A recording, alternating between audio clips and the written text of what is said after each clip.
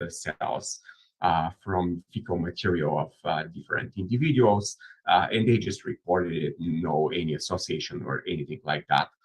And in the 90s, when a lot of serology actually came into the diagnosis of IBD, one of the markers for patients with severe Crohn's disease was actually an antibody against fungal menon, Saccharomyces cerevisiae menon. So severe Crohn's disease patients will have increase of those antibodies. And that was very consistent and validated, and there was also a kit that was distributed by the industry and so on. So it was something very reliable as a marker. So the question that I kind of started linking those points that were coming from, the PCRs that we did, and then from the literature, and I was thinking, why actually we have this response to fungal menon in Crohn's disease? And the initial hypothesis that came was that probably during those breaches in the intestinal barrier, we would have some priming that will lead to increase of those antibodies. But why only in Crohn's disease and not in ulcerative colitis, where similar processes also are taking place? So with those ideas in mind, basically, that's how I started the research. And it was very underrepresented research as well. So I was thinking that's also a good opportunity to really make some impact if there is anything interesting into that. Yeah, when we think about the bacteria in the gut, we always think about good guys and bad guys. You found in your paper that Saccharomyces is reduced in numbers while Candida is increased, is enriched. So do you think that also in the microbiota we can have good and bad guys?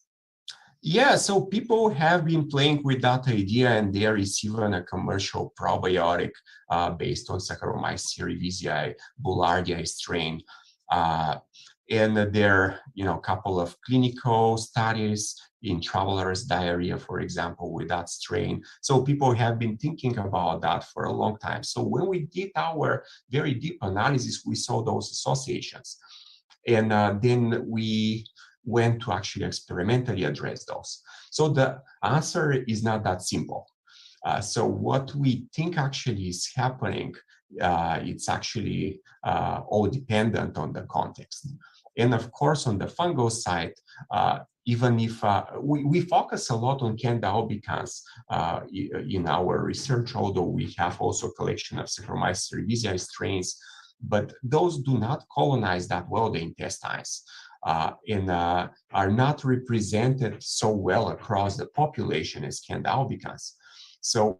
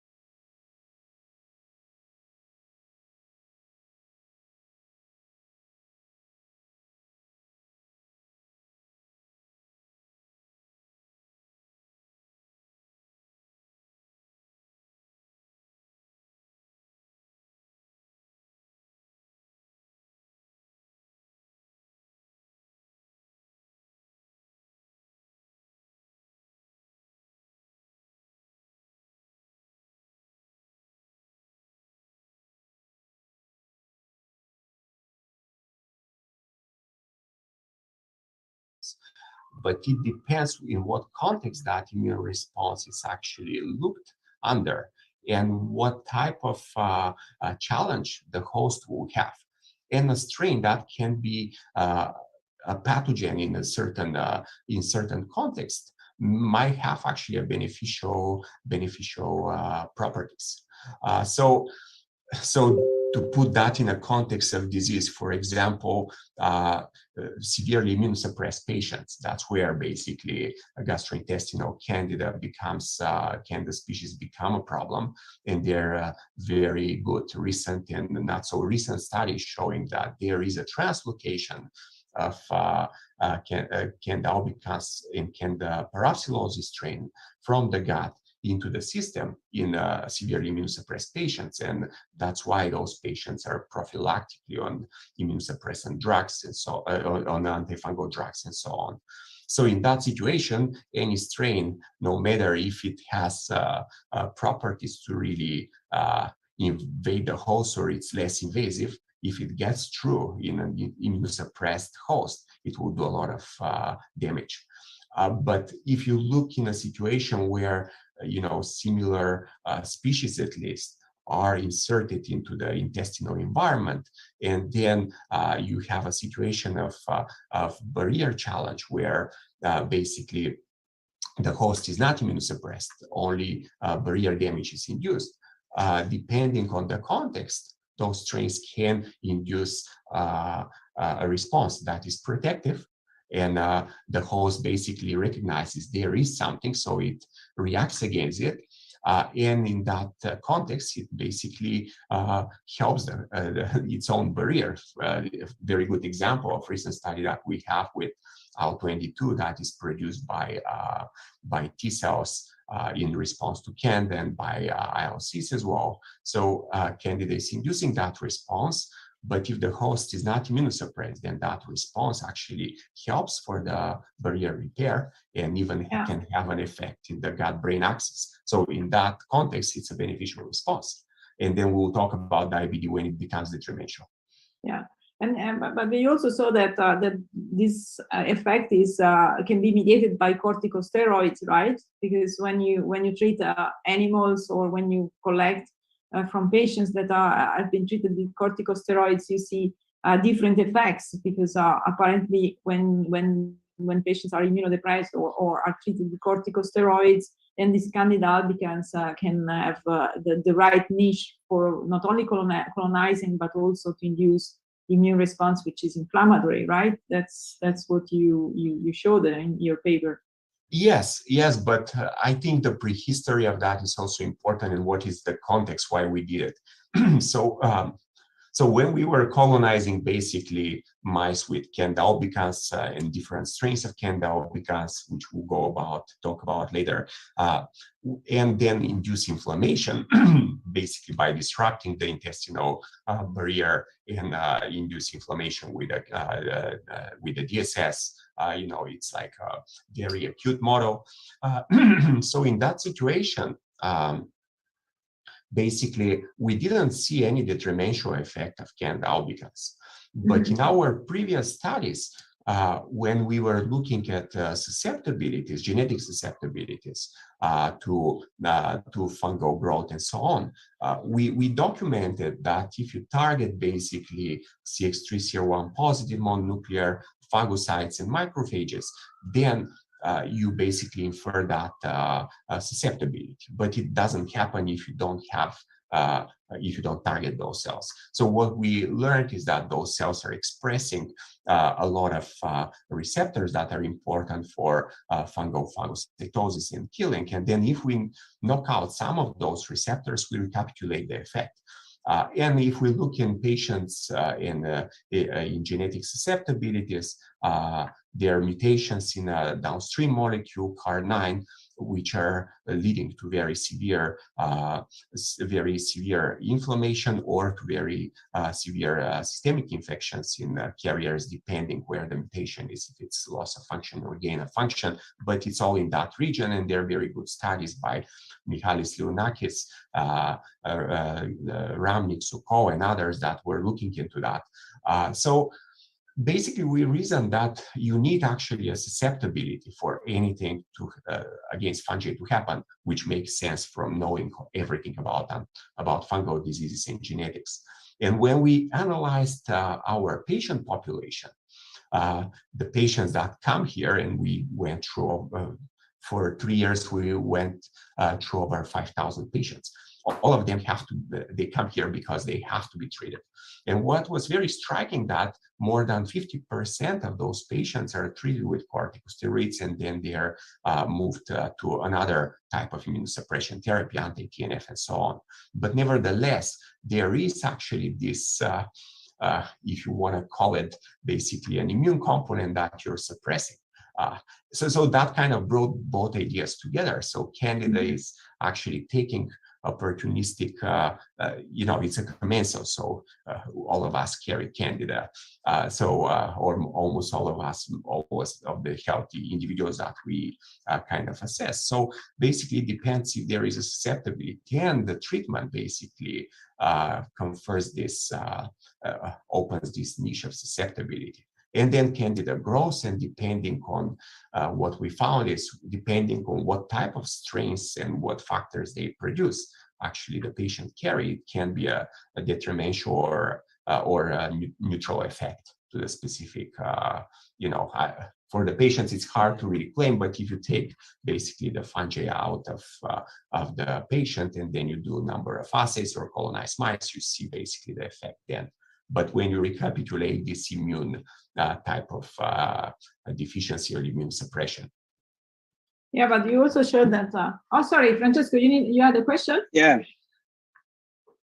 Okay. Can you see me as well, Maria? Yeah, sorry. No, because we don't see you. I don't see you. I don't know why, but anyway, go on. It's important that you can hear my voice. Yeah. Okay. I have just a curiosity on pharmacological treatment more in general. So in the case of corticosteroids, you mentioned this sustained infection. What about other kind of pharmacological treatment that you mentioned, for instance, anti-TNF antibodies? So your vision is that immunosuppression in any case causes the same effects, or it's depending on the type of therapy? Are there some data on anti-TNF, for instance, antibodies, if they interfere as well with the infection or fungi, or are no data on these aspects?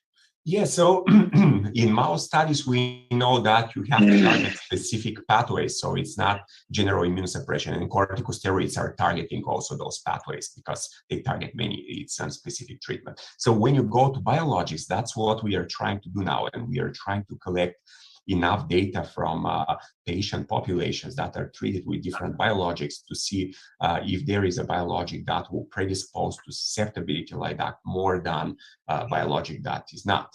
But again, it depends what type of strains also the patient carry. So there are two factors that we need a lot of, kind of, you can call it, if you go clinical, biomarkers, in biology, I call it pathways. So, but you can utilize that information to use it as biomarkers. So you need to meet few criteria for somebody to be susceptible. So we are trying now to actually fund a study like that and do that more systematically. Yeah, because biologics impact on different pathways, so perhaps the outcome will be different. Yeah, and there are a number of different new therapies that I'm excited also to kind of explore that are not yet actually on the market, but what is actually in the clinics we can explore because the patients are treated with it. May I ask a question, Maria? Right. Now I think you can see me as well. Ilian, in reading your paper, I was somehow intrigued, but your, let's say, multi-omic approach, in which, however, you also use, let's say, old classical microbiological or better mycological approaches, such as, for example, the filamentation phenotypic assay. Okay, this is just an invitation on your side of also giving a little bit of technical details of the approaches you use in your, without going too much into technical details, but just, let's say, a technical review. Regarding the question, as a medical microbiologist, we really know that we see invasive candidiasis in all patients in which there is a very strong disruption of the bacterial microbiota.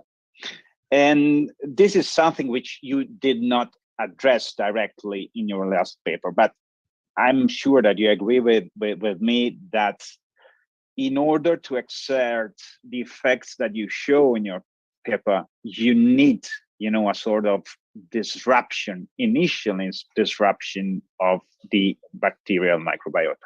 So I would like a comment from you on this specific topic, and to give us, an idea of what you think is the role of fungi in the different forms of IBD. Do you think that they are the first trigger? Do you think that they may somehow go on and, let's say, alimentate, further the what is already associated to a bacterial triggered phenomenon? I would like you to comment on that a little bit more. Yeah, sure. So the bacterial angle, we haven't addressed, well, we kind of addressed it actually. So of course, when there is a niche opportunity, whoever is opportunistic will take over. That's how, if there is basically decrease in different anaerobes, you have also expansion of E. coli, and that's also a niche where Candida also will expand. But it depends, again, what type of strains and what they will be producing in that niche that will have effect. So we in the paper, we proved that if you take only the strains, they are sufficient to basically induce pro-inflammatory immunity as measured by neutrophil infiltration and Th17 response that is coming. So I cannot call it inflammatory at that point, but it comes because of the inflammation. What's the function is different question here. So all those things can be induced by Candida by itself. But Candida is not actually the trigger of disease, at least according to our data and to data of other labs that I have been looking at. So you need the initial trigger, which is basically, which is the problem, right? Still, we are trying to figure out what is the trigger of IBD, and because IBD is polyfactorial disease, the trigger is likely very different in different individuals or different groups of individuals. But Candida is not probably that trigger. If we transfer Candida into a host, it doesn't cause intestinal inflammation that resembles basically the intestinal inflammation you have if you target with DSS, or if you transfer T cells in rack knockout mice. Those are the models of IBD. They're not perfect, but you have very, very pronounced damage of barrier and inflammation. So Candida is not that. So what we think Candida is doing is actually aggravating in specific strains of Candida that produce a toxin, candidializing. So I will talk about the cause. It's not all this voodoo kind of idea, Candida is bad. There is a mechanism, we will talk about it. But if it is there in that situation when there is no resistance to it, so basically during severe inflammation, you don't have all those niche occupied by the anaerobes. There is severe, if you want to call it dysbiosis, loss of species or decrease of those species. There is oxygen, more oxygen. There is blood actually coming into the area, and that's what Candida likes. So it gets there for its own reasons, and that can aggravate basically either inflammation or healing. We haven't figured out which exactly point is that is disturbed here, but it's a secondary, it's a basically secondary effect that it has. It's not the cause of disease. But again, that's very important, I think, in a context of therapy, because why would you have flares? What is causing flares? Why some patients are non-responders? Of course, Candida will not, the microbiome will not answer those questions, but where it is a factor and what are the other factors, I think those are very important questions. So what we have basically figured out, it's not the trigger of disease. It doesn't cause spontaneous disease. It takes over when the niche for taking over is open. But it's sufficient to induce a response in a very specific way. So how that works in the patients, there are very nice works from Alex Schaffel and Petra Bacher in Germany, and they showed that they're antigen-specific T cells, memory cells that develop to Candida, for example, and that there is an increase of those cells in the Crohn's disease patients, for example, right? So it's a good good proxy to really say that there is actually a real bona fide response that is happening to Candida. So how Candida is causing the inflammation, that's the $1 million question. One part of it we know is, and we can go in very basic immunological concepts here, which actually we try to address with our assays. We didn't really look specifically for why some strains are causing damage. That's how we explain it in the paper, but there are two two basic concepts that we were taking in mind when we are designing our experiments. So is Candida actually cause for induction of immunity through damage-associated molecular patterns, or is it actually causing that through pattern recognition receptors, or is it a combination of that? So that's how the assays were designed. So that damaging that we are talking about, high damaging strains, it's kind of easy as a concept, but it basically infers to that those strains actually are causing damage. And in induction of response, that is very important. It's a response to damage. And we see that this is inflammasome dependent, L1 beta dependent, and mechanistically, it's very interesting actually. So how both are working together, both of those type of responses or types of immunity that are induced is very important. But do you think, Ilian, that since you found that the filamentation is important, you also identified the molecules involved in the filamentation process? Do you think you can vaccinate against this in order to eliminate the candidas that are involved in this process? So do you think this could be a possible strategy? So we were toying with that idea because of other projects that we have in the lab, but it's not that simple. And filamentation is basically a phenotype that we found, but it's important because actually the HIFO program is the program that switches on also production of number of different virulence factors. So that was very important for us to actually go after the virulence factors, because filamentation, it can be induced also because of environmental changes. It's not really the key here, but it was one association that was very important. So we go after that for the mechanism.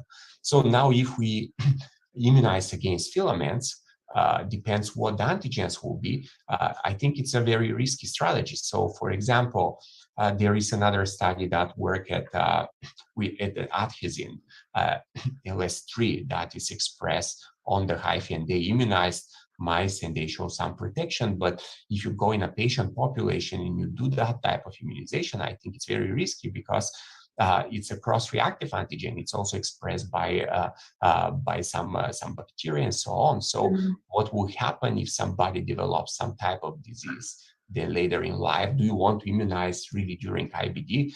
And how would you prove that will be I think like designing a clinical trial like that will be very difficult to justify. I think what the strategy we are looking into is basically to either target the pathways that are inducing specific patients that we know that those fungi are actually there, or target those fungi specifically in a specific period of time. So those are the two strategies we are playing with, and we have a small clinical study. Those things are possible to do. With the vaccination, I think we don't understand the process enough to really do that, and I'm not sure how efficient it will be, because there is still no antifungal vaccine on the market, even for patients that are at very high risk. So there is a clinical trial using the same adhesin, but in patients with recurrent vulvovaginal candidiasis. But for other diseases, it will be a stretch, and still it's not actually a mainstream treatment, and it's through an antibody basically against the adhesin. So, you know, I think that's very early to say that strategy can be used in IBD specifically. Elian, there are other clinical manifestations in which there are inflammatory flares and in which the role of fungi, even under a clinical point of view, has been ascertained. And think, for example, of seborrheic dermatitis. So it is a completely different, obviously, body area compared to the GI tract. And also in those even clinical studies, there is a clear correlation between a fungus, which is Malassezia, and the local microbiota. As far as you can, as you know, as far, do you find any parallelism in what you observed with Candida strains in the GI tract and the model of seborrheic dermatitis? So there are a few studies in skin infectious model by Dan Kaplan and others, very good studies, very well, you know, designed and looked at the response. I think what's very important here is specifically the environment which you target. So basically, the gut is very different environment compared to the skin, and that's why I think therapy of targeting basically IL-17 is efficient in that type of disease, but it failed miserably in IBD. So what environment you're addressing is very important, because the immune environment dictates the type of immunity that is important at that site. So the mechanism, some of the mechanisms will work similarly, probably at different body surfaces. For example, can cause damage also in the oral mucosa. Very nice studies by Sarah Gaffin and others. But what the underlying mechanism of response will be and how what the targets will be, I think it has to be taught into the specific environment where you want to target, and you have to study the mechanism there. So you know, short answer, I think at least from the clinical trials and also from mouse studies, we can very clearly see that one type of strategy targeting exactly the same molecule works in the skin and doesn't work in the gut. It's actually worse. I understand your point, but I was, for example, referring to the fact that in the past, seborrheic dermatitis was, at least some forms of it, were treated by using antibiotics, which had an opposite effect, because that's something which, again, strengthened the importance of the interplay between the bacterial microbiota and the microbiota. And as you correctly pointed out in your paper, this may depend not on the specific fungal species, but on particular strains of it, which is something obviously we do not look for routinely in our clinics, you know, in our routine microbiological testing. So this is also something which your study may contribute to in terms of its understanding. Yeah, so that part, I think, is very important. So in the clinics, and we use that also partially in our study, because I wanted to see how things will be applied in clinics, right? So in IBD, you don't go and you don't test for fungi, but even if you go in the clinic and say, I want to test, right? Somebody has oral trash, we have to test what that is. So what is done in that situation, there is a culture made, and basically you do then MAUDI, and you do things that will give you identity very quickly, and that's great. You know, if somebody has like a life-threatening infection, you have to be very fast, and then you have to treat. But I don't think it's so simple in diseases of inflammatory origin, or in under context where, you know, strain dependence is so important. So we have to come up actually with a strategy, because it's very labor intense what we are doing in our research study, and there is a reason for it, of course, because we wanted figure out what are, the factors and the mediators on the fungal side. So we had to genetically manipulate them, and we needed the full genome of those strains. And that's how we could do a lot of work and conceptually basically build the study. But in the clinics, it's very hard to very quickly type. So maybe, some typing strategies that we can develop further to basically see what type of strains are potentially more dangerous in a situation or not. All that is very preliminary, and it's not in the clinics for sure. There, you have to think of something that FDA will approve to when you do the test, so how that will happen. But anyway, I think like the strain idea is very important, because some strains have the capacity, which we still have not. So we know the final mediator, which is the toxin, but there is tons of regulation before that is produced. So how that regulation happens, why some strains behave in one way in the same environment versus the other, there is so much to be done actually to understand what is the regulation. But while we are understanding what is the regulation, maybe we'll come up with markers which can be used clinically to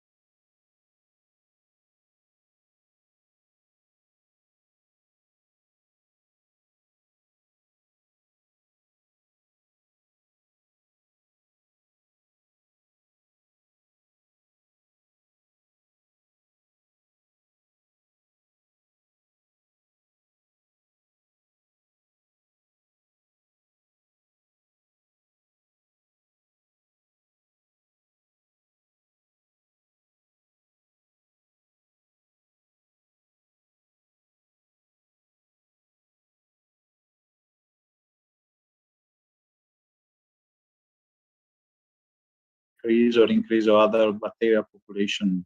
Yeah, so we actually have a project on that, and we have chemists that are superb, and collaborators that can actually modify pathways in specific bacteria isolated from the gut and so on. And with all those tools, you would think that you will find very quickly the targets, for example, small molecules or other type of secondary metabolites produced by bacteria that will affect specific fungal strains, and vice versa. But it's not straightforward. We have now targets after probably 5 years spending time on that, but it's not straightforward, because if you think of what you're referring to, let's take the example, fungi affecting bacteria, right? So if you go in the soil, the concept is very clear, because in the soil there are a lot of different fungal species that produce fantastic secondary metabolites, and that way they create their niche. So they have to compete with bacteria for resources. And a lot of great studies actually on fungal bacterial interactions, when you look at the fungi affecting bacteria, are done in that environment. So now you go in the gut, and what turns out to be the case is that you have far less fungi that will, in that environment, produce secondary metabolites that will have effect on specific bacteria the way they will be, in the soil, for example. And there are a number of studies. People isolate some aspergillus spores from the gut. They grow that aspergillus, and they show it produces secondary metabolite. It has an effect and all that. Okay, great. I mean, we walk every day outside. We respire those spores from aspergillus constantly. They are in our built environments. They are in the nature. They are in the food. So there is no question that you isolate those spores from the gut. Are they doing anything in the gut? I mean, we did some work with that. We don't see actually this growth of aspergilla in the gut, but we see spores. And we see those spores passing from up and going down, and then excreted in about 48 hours, and no growth. So maybe if there is no growth, that metabolite will be not produced. And if you look at Candida, it's a different story. It's there. You can isolate it from the mucosa. It grows. You can stain it. It's a different story. So that's commensal. But those very, very interesting fungi that produce a lot of secondary metabolites of interest, a lot of them are not even there. or if they're there for such a short time and they are not metabolically active. So that's where we have to actually put a lot of effort to understand what we really have to focus on, and from there put the good genetic strategies to study it. So yes, so they're they're metabolized from bacteria, and we know now few that have antifungal effects from bacteria specifically in the gut that we isolate from the gut, but how that will affect and who that will affect and how that will work in a situation of inflammation and not, it's not easy. It's not easy to address. So we are still working on that project. So, those are very exciting ideas, and there are a lot of papers done in vitro, and you can see anything that is very interesting. But when you go in humans and when you go in the host, it's very different story. So, and then some metabolites, they have different pharmacokinetics, and some of them might be produced at very low amount, but they are basically absorbed or they are degraded. So on plate, they will have an effect. If you isolate a spore and grow species from it, you will see something, but is that happening in the gut? So those are, questions that we have to keep in mind and be realistic what is happening in the gut and what is not happening in the gut. But again, the interesting biology is interesting biology, right? Things that we find by an accident, we isolate an organism, and by an accident, it makes something very interesting. You can think of it differently, but it's not a cause of competition in the gut. But of course, it's a small molecule that is very interesting. So how does it work? All those good questions that come in your head right now are great questions, but you have to know where you apply them. Yeah, and Ilian, you also showed in your paper that the inflammasome is activated by these damaging signals from the fungi, but and IL-1 beta is produced. So do you think that antibodies to IL-1 beta could be useful in IBD patients? Do you know if they're already used in therapy? Yeah, so the way we designed that part.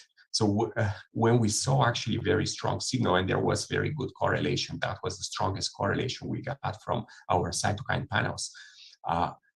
We got excited about it, but of course this pathway is very tricky because the final product, IL-1, there is IL-1 beta, there is IL-1 alpha. One has actually a protective effect, and it has, there is a response of epithelium to one of those cytokines that have a role in regeneration, and there are different studies showing that. So that one pathway is not that easy to think about. So we use it in the study because that's a final product from a pathway from activation of an NLRP3 inflammasome.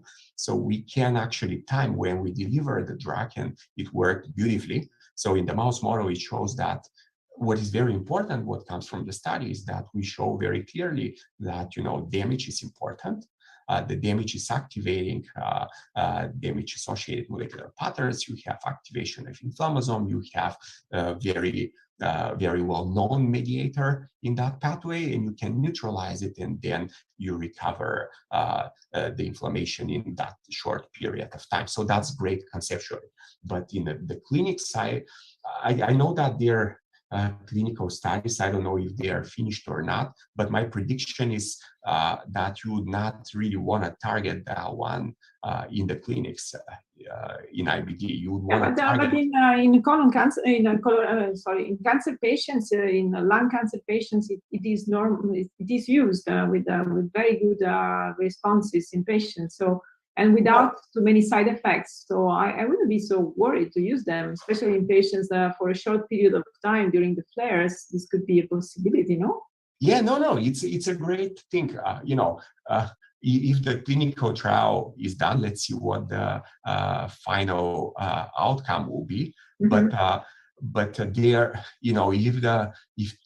what I'm saying is, if targeting IL-1 beta, if you use an Akira, for example, and you target a receptor and so on, and there is no actually curative effect in IBD, that's not a reason to not actually target the pathway, because you can go upstream and you can target inflammasomes with small inhibitors and so on. There is entire industry on that. So I think there is a lot to be explored there. And if targeting one or the other isoforms of IL-1 also works. That would be great. If it doesn't work, I would not say that, thinking in that direction will be not productive, because it's an entire pathway upstream. So there is a lot to be explored here. I think that's a really interesting area. So I'm excited to see what will be the readouts of some of the clinical trials. I've seen that there are a few. So let's see what comes. But if those don't work, we can look into samples and using our tools to see why they didn't work or why they worked. And if they didn't work, I would be not discouraged to actually think of targeting upstream of that pathway still. It's a very interesting area. Yeah. So do you have other questions? Let's see whether there are questions from the audience. I don't see much questions. I remind people that they can either speak up or they can send questions in a chat. And this is a possibility. Yeah, normally when we have people speaking in English, there are less questions. They are intimidated by the too high science, perhaps. Yes. No, possiamo cambiare in italiano per le domande, oppure parliamo in italiano. È anche vero, Ilian, che è un settore davvero iper specialistico, molto interessante, come ovviamente ci hai fatto capire, quindi è anche, magari, non dico nuovo, però magari poco affrontato anche da chi ci sta ascoltando.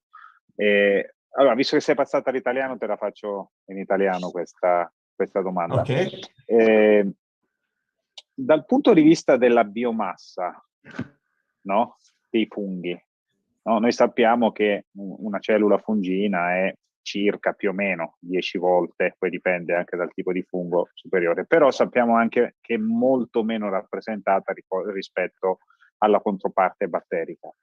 Dai dati che hai tu, l'aspetto non solo qualitativo, cioè quindi lo strain particolare in grado per esempio di produrre candida lisina o chissà cos'altro, ma ci può essere anche un fattore quantitativo, cioè legato quindi alla biomassa di quel determinato strain, una sorta di cut-off, no? Cioè superamento di una barriera funzionale, tra virgolette, che possa poi, come dire, rendere quello che tu vedi nei modelli animali ancora più evidente, ancora più efficace. Cioè hai dati quantitativi?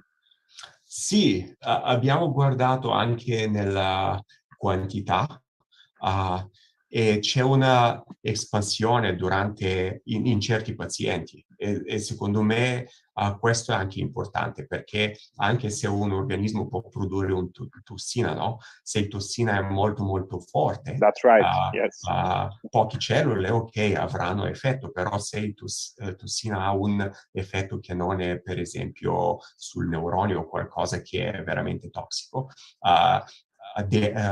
quindi in quello stato ci servono più cellule da produrlo, quindi deve essere una espansione. Per questo quando c'è inflammazione questi cepi di candida crescono di più. Quindi noi vediamo che in certi parti della mucosa c'è quella espansione delle più cellule praticamente. E tutti questi due parti secondo me sono importanti, perché se c'è 5 cellule e producono un tossina, se non sono super produttori non avranno effetto. Certo. Perfetto. Stiamo guardando se ci sono per caso delle domande su LinkedIn. Perché molte persone possono guardare direttamente da LinkedIn, non so se lo sai, Ilian. Quindi no, non sapevo. È sì, non grande sappiamo sistema. neanche quante persone lo vedono, perché molte lo possono guardare direttamente su LinkedIn, e quindi magari c'è qualcuno che sta ascoltando direttamente su LinkedIn. Non mi sembra che ci siano. No, non credo che ci siano domande. Quindi È stato chiarissimo. È stato chiarissimo, veramente, cioè Grazie molto mille. interessante, Ilian, davvero, bellissimo lavoro con prospettive enormi per i pazienti. anche perché si sa ancora veramente così poco sulla colite ulcerosa che qualsiasi scoperta nuova può andare chiaramente a migliorare la condizione dei pazienti. E visto poi che tu lavori anche in stretto contatto con i clinici, quindi tutte queste tue conoscenze e informazioni possono passare direttamente alla clinica, ed è quello che poi interessa a noi principalmente, di poter trasferire queste conoscenze, perché insomma di curare i topi. No, ma come diceva Ilian, la parte anche più, come dire, stimolante, no? È quello che ha detto all'inizio, quasi presentandosi, no? Cioè il fatto che in realtà il lavoro che lui sta facendo, le osservazioni che lui sta facendo, è come se chiudessero un cerchio, no? E contribuissero a spiegare il perché uno dei marcatori, come giustamente lui diceva, di IBD, più utilizzato senza capire il perché, erano proprio questi anticorpi antisaccaromicidi, no? Quindi un qualcosa che già si intuiva, almeno, e ovviamente i suoi collaboratori, altri gruppi che ci stanno lavorando, stanno facendo, come dire, almeno un minimo di luce. Quindi questa è anche una parte, come dire, affascinante del lavoro di Ilia, vede le potenzialità del lavoro di Ilia. Sì, la parte...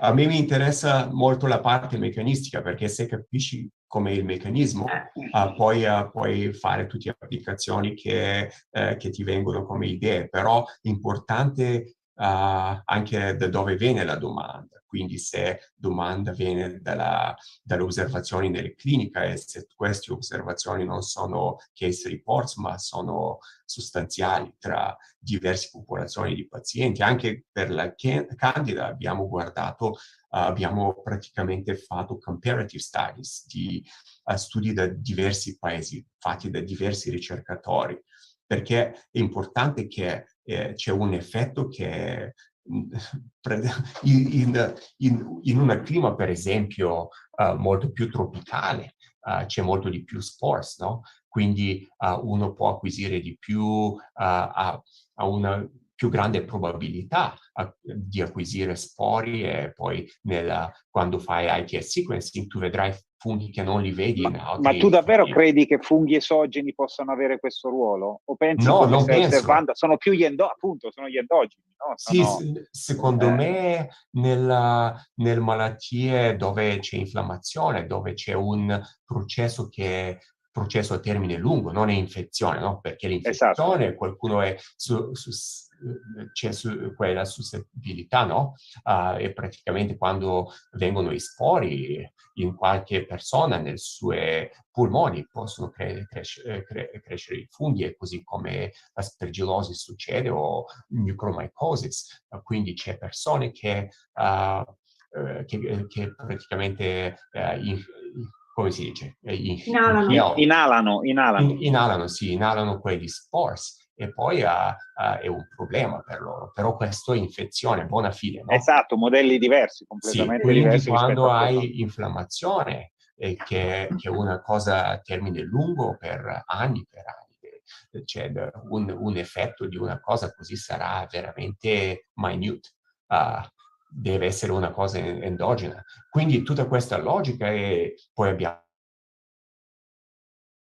per praticamente capire che Candida albicans c'è in tutti i diversi cohorts, prima di investire il tempo da pensare perché.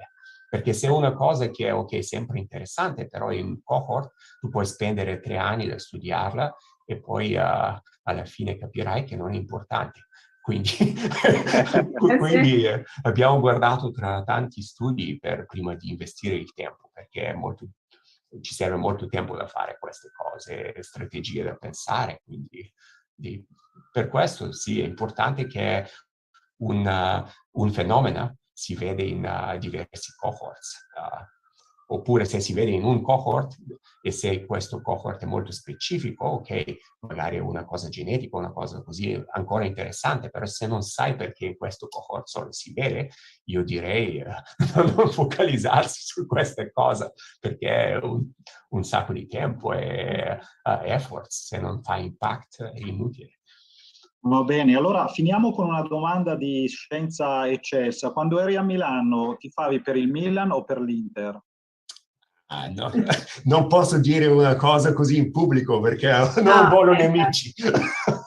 Anche perché avendo una moglie italiana, poi se c'è qualche parente, ragazzi, no, Ok, no, no. giusto, allora va bene. Vuoi rimanere popolare? Diciamo che anche quando non sono stato in Milano sono venuto e abbiamo guardato il derby tutti e due. Quindi Ecco, vedi. i biglietti posso comprarli anche da qua e posso venire a guardare.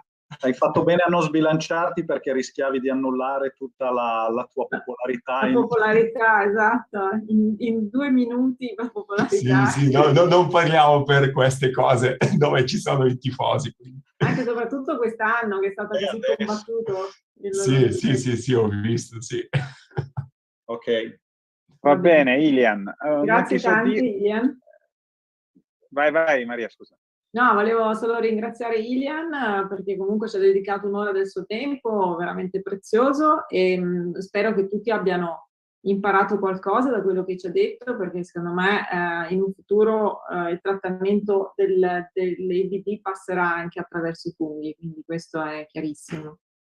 E niente, grazie. 2 parole solo sul Ilian, non so dirti che partita ci sarà a dicembre qui a San Siro, però noi stiamo organizzando un congresso dal 5 al 7 dicembre che è un po' il congresso a cui tu già avevi partecipato, ti ricordi, 2 anni fa, prima proprio del disastro Covid. Ne facciamo un analogo, quindi lo dico a tutti, stiamo anche rinnovando il sito, cercando di rendere più fluide anche l'iscrizione alla nostra associazione. Ilian, invitiamo anche te ad iscriverti, se ti fa piacere, se vuoi mantenere, come dire, un contatto anche con uno dei tuoi paesi d'adozione, mettiamo così. Siamo già, ovviamente, a breve ci sarà il primo annuncio di questo congresso. Abbiamo già ricevuto tutta una serie di adesioni da colleghi molto importanti in quelle che sono le diverse aree del microbioma, perché Ilian, lo organizziamo sostanzialmente in diverse sessioni in cui valuteremo il ruolo del microbiota su vari aspetti di interesse medico. Parleremo per esempio di microbiota antibiotico resistente, microbiota e infezioni virali, microbiota e sostanzialmente disordini del comportamento, microbiota e nutrient sensing. Quindi avremo davvero una visione piuttosto completa di quelle che sono che è gli aspetti polietico, quindi le diverse applicazioni di interesse medico. Quindi vi invito a andare quanto prima sul sito www.microbiotami.it che fra l'altro sarà brevissimo rinnovato e vi potrete anche iscrivervi. Maria, Francesco, volete aggiungere qualcos'altro a quanto detto? Se no salutiamo Ilian e lo ringraziamo ulteriormente. Sì, grazie, è stato un piacere da rivedervi tutti. Grazie mille davvero. Ciao Ilian, a presto. A presto. Grazie, ciao, a presto. Ciao a tutti. Arrivederci a tutti, arrivederci.